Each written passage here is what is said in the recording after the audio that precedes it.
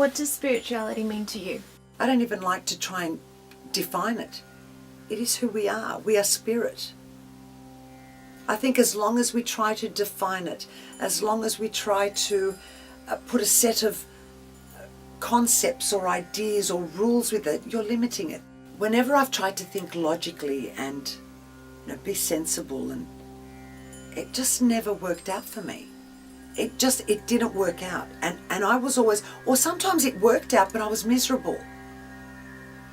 When I followed my heart, everything just transpired beautifully. It was almost like I had tuned into a whole other station where the entire universe was working with me.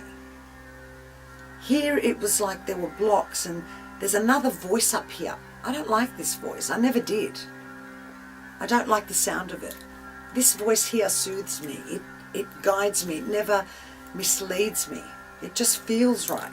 If I didn't wake up tomorrow morning and I was in transit back home, I wouldn't be leaving this planet thinking, I wish I did that. Anything that I've wanted to do, I've attempted, I've done, I've experienced it. I don't have a plan for my life. My days are so full that I get through each day. There's so much happening in each day, and I don't like to invest my energy in anything other than what I'm living in that moment. I try to stay connected to my spirit.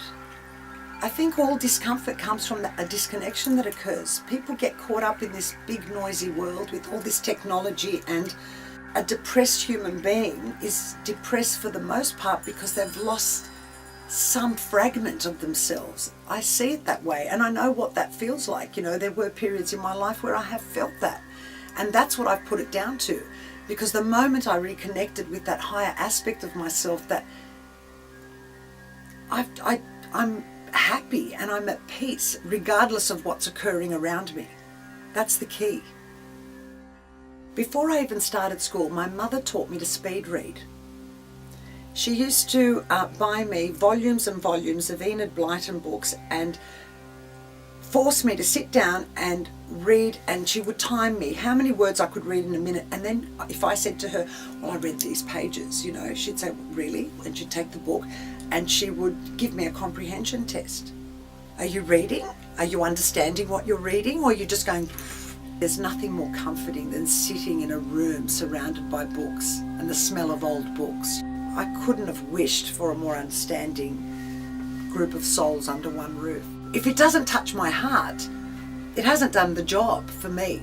That's me, because I'm more of a feeler. It's not about here. I want to feel.